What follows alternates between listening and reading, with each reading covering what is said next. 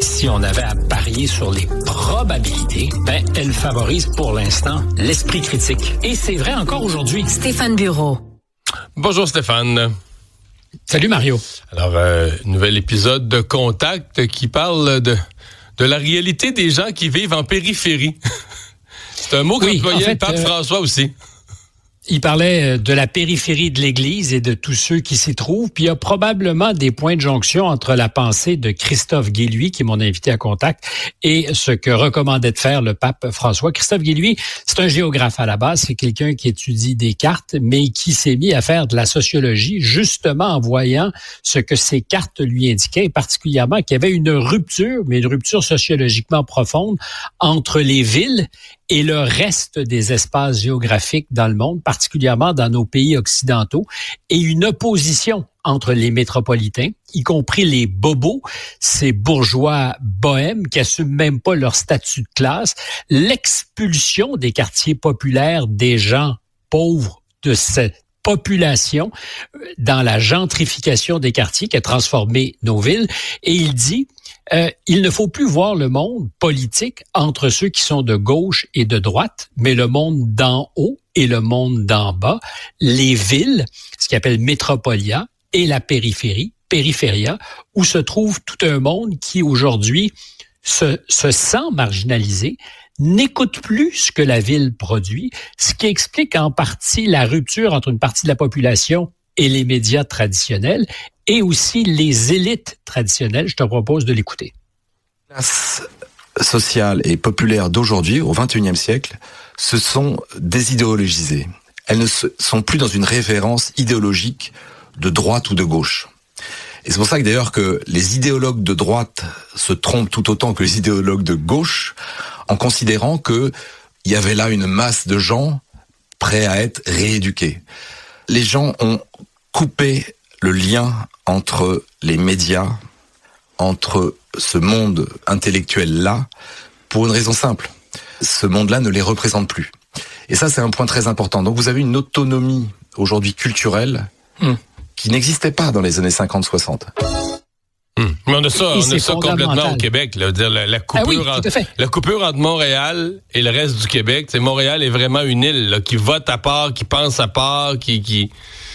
Veux-tu voir ce qui s'est passé aux élections lors des élections présidentielles? C'est exactement ça, multiplié par plein de grandes villes qui ont l'impression d'incarner des valeurs partagées par le reste du pays. C'est pas le cas.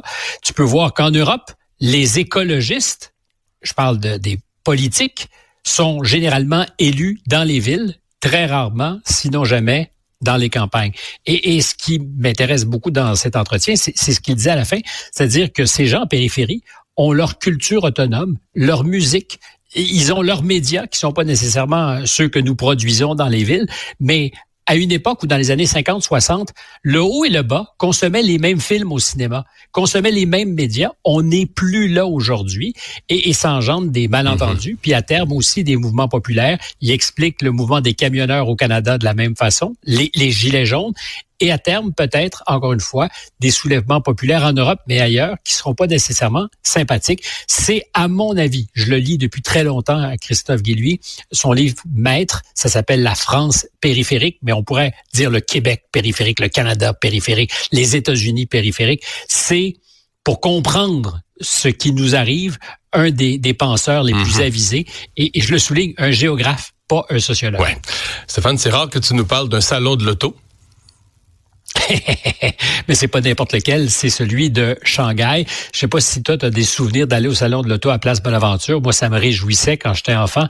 Puis on capotait parce que... Je suis pas allé souvent dans un salon de l'auto. Je suis pas très auto, sincèrement. C'est vrai, en plus, que tu étais probablement loin de la place Bonaventure, de là où tu partais. Peut-être le salon du tracteur aurait été plus approprié pour ce que faisait ta famille. Mais moi, j'ai des souvenirs. Tu sais, la place Bonaventure, voir les concept cars. Il y avait la Batmobile, je me souviens, l'année qui était là. Puis 3-4 Mustang de l'année qui faisaient rêver les gamins. Si j'en parle, c'est parce que l'avenir est en train de s'écrire ailleurs que dans notre monde. Mais c'est un peu ça. Est-ce que le salon de l'auto de Détroit, il y a 25 ans, qui était Détroit, le cœur de l'automobile sur Terre, est-ce que maintenant, le cœur de l'automobile sur Terre, c'est la Chine? C'est un peu ça la question. Et à plus forte raison, avec des industries qui sont très malmenées par les droits douaniers qu'impose Donald Trump. Ça fait mal aux Européens, ça fait mal aux Canadiens qui exportent des autos, ça fait mal aux Japonais. Puis je pense qu'à terme, ça fera mal aussi aux Américains.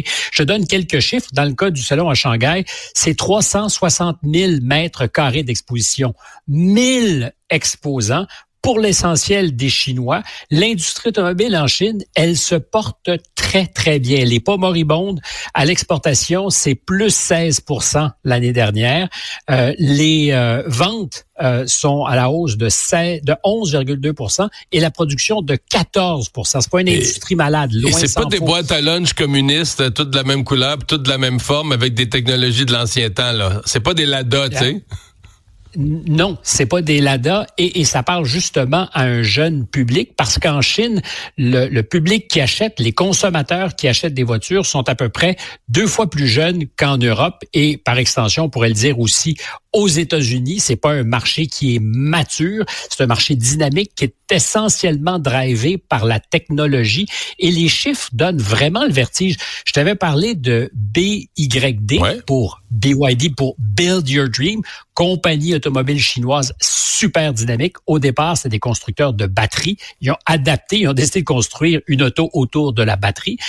Une des inventions récentes qui a fait rougir d'envie les gens chez Tesla, c'est la capacité avec la nouvelle batterie qu'ils ont développée, mais aussi les chargeurs, de donner 500 km. À l'époque, c'était 450 km d'autonomie en 5 minutes de charge. Là, il y a un concurrent, CATL pour Contemporary Amperex Technology, qui fait 550 km d'autonomie en 4 minutes, mais qui a développé aussi une batterie qui donne à une voiture électrique une autonomie, quand elle est pleinement chargée, de 1500 km. Et à Shanghai, ce que tu vois, c'est le monde de la voiture qui change. C'est un salon technologique. Tu disais, c'est pas la vieille Lada.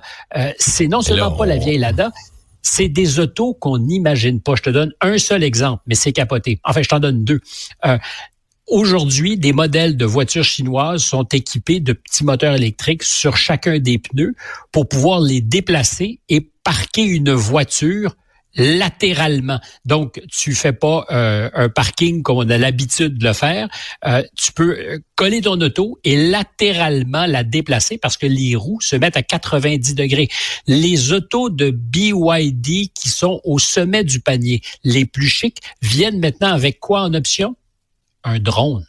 Un drone que tu peux faire voler pour t'accompagner quand tu te déplaces, pour t'aider à voir ce qu'il y a autour. Exactement. Y compris si tu allais faire du camping, avoir un drone qui fait de la surveillance autour de ta voiture. Ce n'est pas de la science-fiction, ça existe. Et ce qui est le plus bluffant quand on parle de ces technologies, alors évidemment, c'est les modèles les plus chers, mais si tu comparais une Lincoln américaine, une BM allemande et une auto produite par BYD, tu réaliserais que le luxe équivalent, les gadgets qui sont offerts sur la BYD et l'auto vont te coûter, ou elle va te coûter à peu près 2 fois moins cher. Donc, non seulement ils sont en train de faire la preuve qu'ils savent construire luxueusement et confortablement, mais ils le font à meilleur prix. Et je termine mes exemples. Tu as peut-être vu la publicité, mais les Chinois ont mis au point des systèmes de suspension qui sont assistés par l'intelligence artificielle et dans un contexte québécois où on aime parler de nos nids de poules ou sinon nos nids d'autruche. Ils ont fait des comparatifs entre les berlines allemandes les plus coûteuses et leur suspension et ce que maintenant on fait en Chine.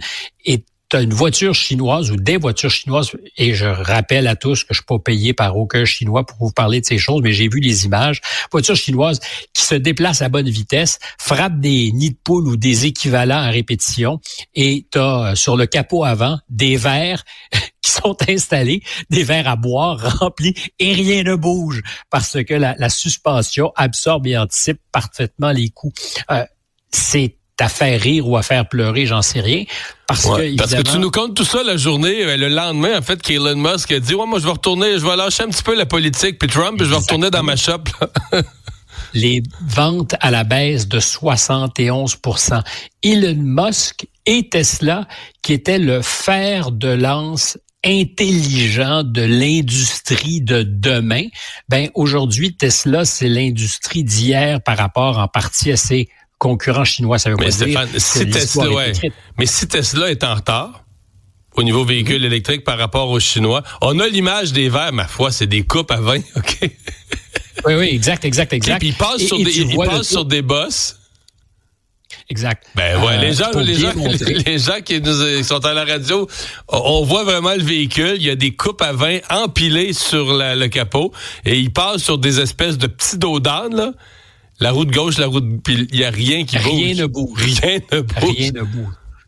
Ils passent pas à 200 à l'heure, quand même, peut-être à 30-40 km/h. Non, j'allais dire, si Tesla est plus en avance, là, je sais pas, moi, GM, Ford ou les autres qui sont à développer leur premier modèle électrique, qui sortent comme des balbutiements, sont en retard, mais je veux dire, il n'y a pas de mots, là. Ben, si j'ai pas de conseils, je n'en fais jamais à ceux qui investissent, mais je suis pas tenté, en tout cas moi, d'être détenteur d'actions de grands constructeurs automobiles, même européens ou américains. Quand tu vois la vitesse à laquelle les choses se font, évidemment, c'est une compétition qui est pas parfaitement égale, parce qu'on peut présumer que le Parti communiste en Chine donne un coup de pouce aux entreprises. Certaines de ces entreprises peuvent produire à perte un temps, même si elles ne sont pas détenues par le parti. Mais c'est évident que ce qu'ils font comme démonstration technologique et en matière industrielle, c'est qu'on est dans une autre classe.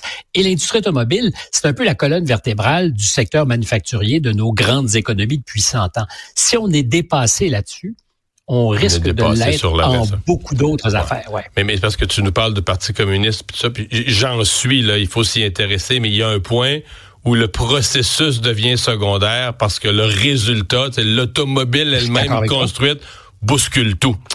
Merci beaucoup, Stéphane. À demain.